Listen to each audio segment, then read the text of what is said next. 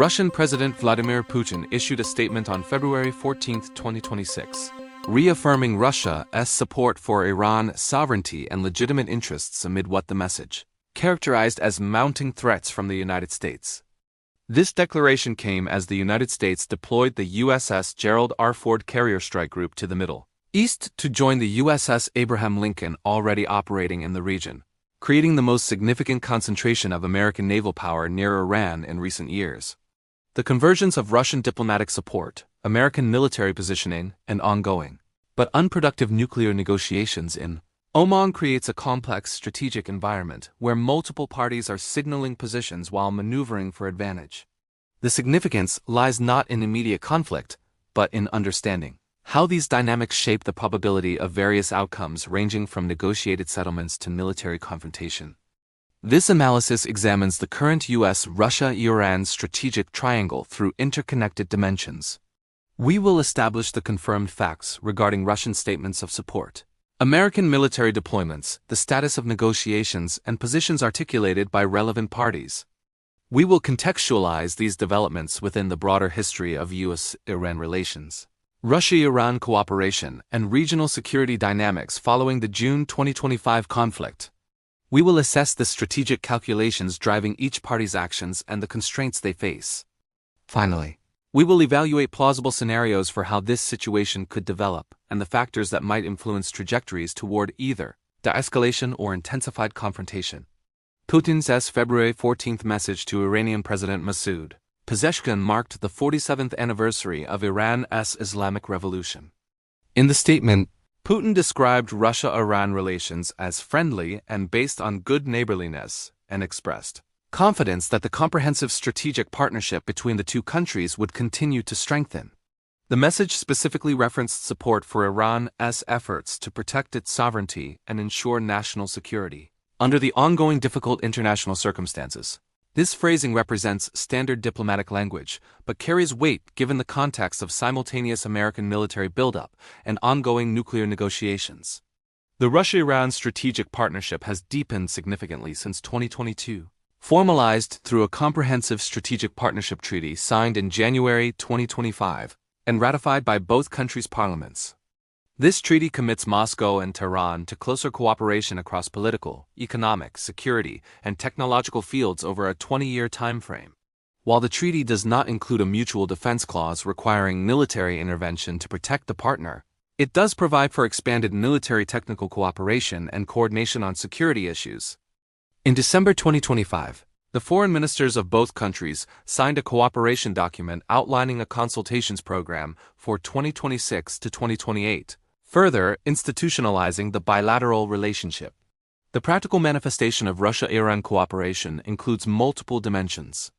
During Iran's December 2025-January 2026 protest period, Russia supplied approximately 40 Spartak mine-resistant armored vehicles designed for urban operations against internal threats, along with Mi-28 attack helicopters.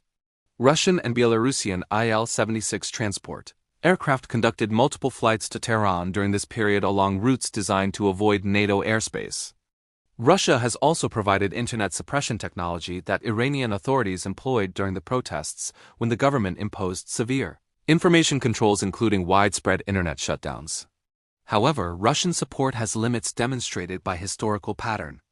When Israel and the United States conducted extensive strikes against Iran in June 2025 during what became known as the 12-Day War, Russia did not provide direct military defense despite the partnership.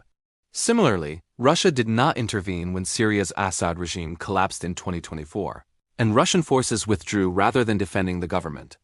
This pattern suggests Russian support focuses on regime preservation tools like crowd control equipment and diplomatic backing rather than direct military confrontation with the United States or Israel. The American military posture has evolved significantly since early February 2026. USS Abraham Lincoln carrier strike group arrived in the region in January 2026 and has been operating in the Arabian Sea and Persian Gulf. On February 3rd, an F-35C from the Lincoln shot down an Iranian Shahed 139 drone that approached the carrier. The USS Gerald R carrier strike group, which had been operating in the Caribbean following its role in the Venezuela operation that resulted in the capture of Nicolas Maduro, received orders in mid-February to redeploy to the Middle East. The Ford deployment extends what was already a lengthy deployment.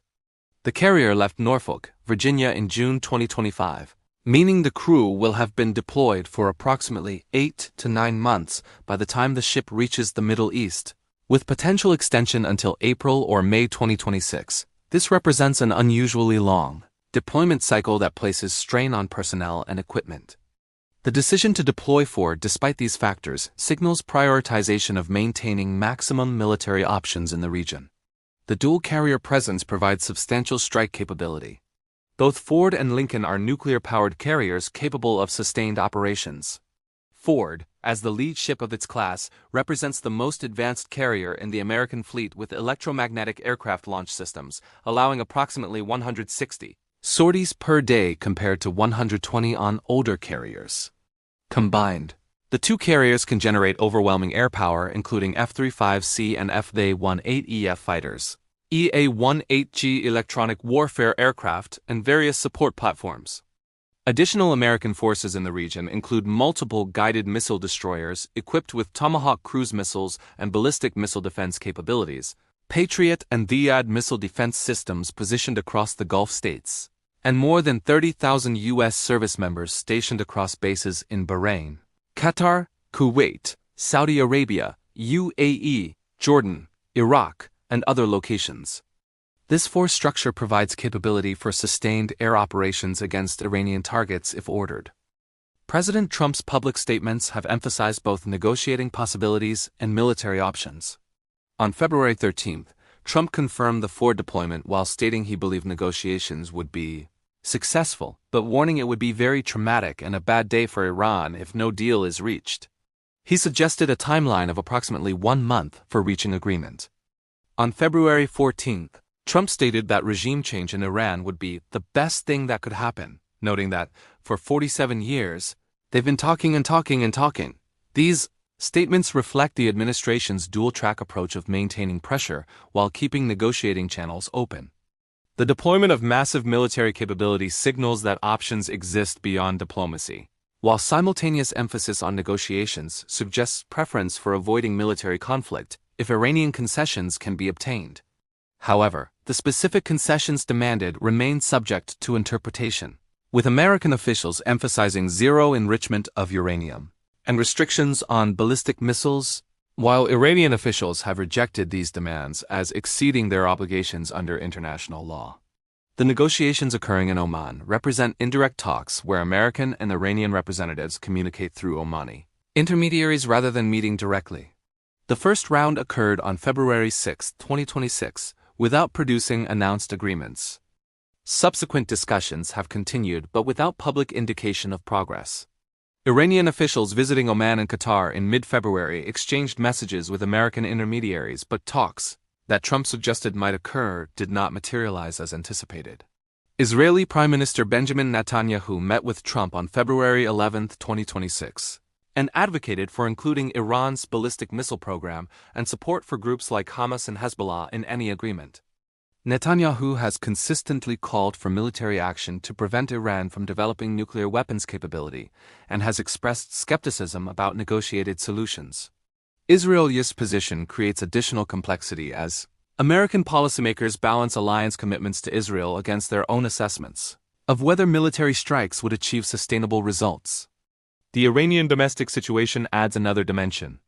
Protests that began on December 28, 2025, initially sparked by currency collapse and hyperinflation, expanded into nationwide demonstrations. Iranian authorities responded with violent crackdowns that human rights organizations estimate killed between 6,000 and 30,000 people, though precise casualty figures remain disputed due to information restrictions. The government detained tens of thousands and imposed comprehensive internet shutdowns that largely ended by mid-January 2026, but with continued restrictions. Trump's January statements urging Iranians to continue protesting and declaring, "Help is on the way," were interpreted by some observers as supporting regime change through internal uprising. However, after talks resumed in Oman and Iranian authorities reportedly pledged to halt further crackdowns and executions of arrested demonstrators, the administration held off on immediate military intervention. This suggests calculations that combination of external pressure and internal instability might produce desired policy changes without requiring military strikes. The June 2025 12-day war provides context for current dynamics. During that conflict, Israel conducted extensive strikes against Iranian military and nuclear facilities, with the United States joining for 3 days to attack specific nuclear sites in an operation called Midnight Hammer. Trump at the time claimed these strikes totally obliterated the nuclear facilities. However, subsequent reporting indicates some bombs did not explode and remain at targeted sites, complicating International Atomic Energy Agency inspection efforts. Despite significant damage to Iranian nuclear infrastructure and air defense systems, Iran's nuclear program was not eliminated and enrichment activities have continued. The current strategic calculations for each party involve complex trade-offs.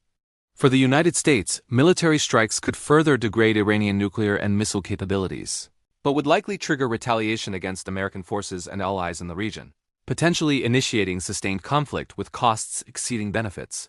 Negotiations could produce limitations on Iranian programs, but only if Iran agrees to terms significantly constraining its capabilities, which Iran has rejected. Maintaining maximum pressure through sanctions and military positioning creates leverage, but does not guarantee Iranian capitulation and carries costs in terms of strained military readiness and diplomatic resources. For Iran, accepting American demands would require abandoning what it views as sovereign rights to peaceful nuclear technology and defensive missile capabilities. Refusing creates sustained economic pressure and military threat, but preserves domestic legitimacy and regional deterrence posture. Internal instability from protests creates vulnerability but also constraints on appearing to capitulate to foreign pressure. Russian support provides diplomatic backing and some military equipment but does not include guarantee of defense against American or Israeli strikes. For Russia, supporting Iran serves multiple interests, including maintaining influence in the Middle East, demonstrating solidarity with partners facing Western pressure, and preserving an ally that provides strategic depth. However, Russia does not want war between Iran and the United States that could destabilize the region and force difficult choices about intervention. Russian statements condemning foreign interference and potential strikes represent efforts to deter American action while avoiding commitments that would require direct Russian military involvement. 3 scenarios emerge from analysis of these dynamics. The first involves negotiated interim agreement where both parties accept partial limitations rather than comprehensive resolution. This scenario requires American acceptance that zero enrichment demand exceeds achievable goals and Iranian willingness to accept some additional constraints beyond previous agreements in exchange for sanctions relief. Conditions include both parties calculating that partial agreement serves interests better than continued confrontation, pressure from allies and partners encouraging compromise, and domestic political space in both countries for leaders to justify concessions. Early indicators would include announcements of technical working groups addressing specific issues, gradual reduction in military deployments as threat perception decreases, limited sanctions relief implemented as confidence-building measure, and IAEA verification arrangements being established. Implications would be reduced immediate threat of military conflict, continuation of strategic competition in managed framework, and precedent that pressure tactics can produce some concessions but not capitulation. The second scenario involves sustained standoff without either agreement or military action. Conditions include both parties maintaining current positions without movement toward compromise, military deployments remaining at current levels creating stable deterrence, and international mediation efforts continuing without breakthrough. Early indicators would be absence of announced progress in negotiations alongside absence of military incidents, continued sanctions enforcement without escalation to additional measures, and rhetorical positions remaining rigid while avoiding ultimatums that would force crisis. Implications include long-term resource commitment for maintaining military presence, gradual erosion of Iranian economy under sanctions without triggering regime collapse, and preservation of status quo that neither party finds satisfactory but both find preferable to alternatives. This scenario could persist indefinitely if neither party believes forcing resolution serves its interests better than managing ongoing tension. The third scenario involves military escalation through deliberate strikes or miscalculation. Conditions include Trump administration concluding that window for military action is closing as Iran rebuilds capabilities damaged in June 2025, Iranian actions perceived as crossing red lines regarding nuclear progress or attacks on American interests, or incidents like drone encounters escalating beyond control.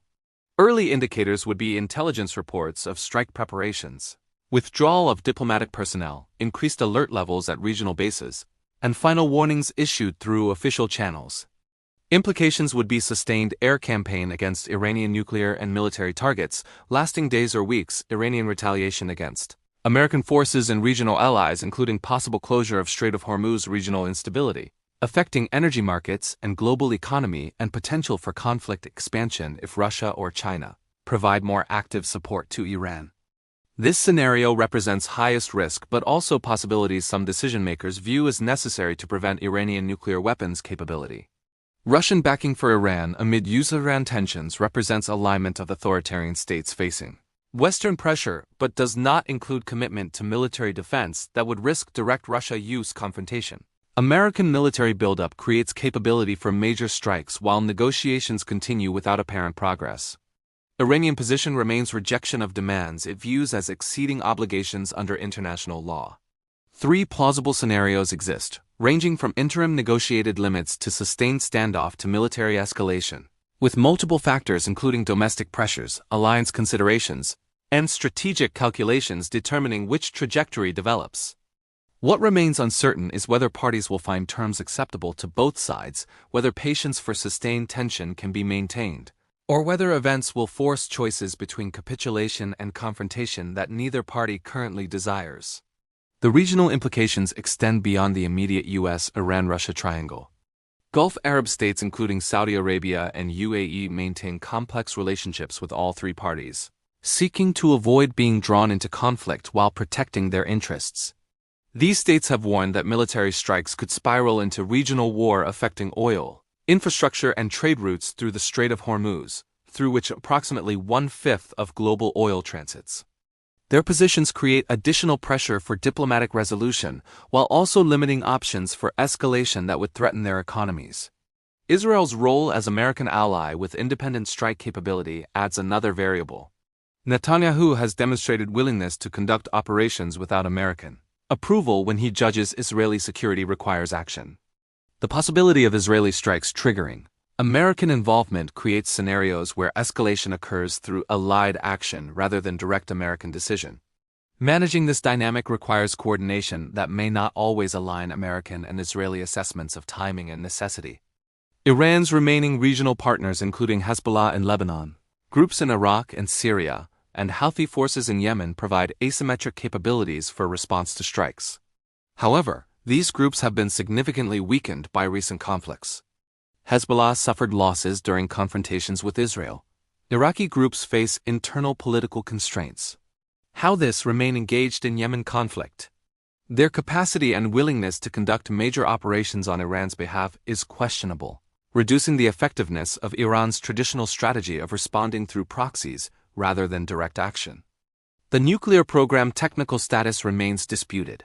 IAEA Chief Rafael Grossi stated in February 2026 that inspectors returned to Iran after the June 2025 war but have not been able to visit sites that were targeted in the strikes. Iran has maintained that some bombs from the June strikes did not explode and remain at facilities, complicating inspection processes. The actual damage to Iranian nuclear capabilities and the timeline for rebuilding remain unclear, though both Iranian and American statements suggest some capability remains despite the extensive strikes.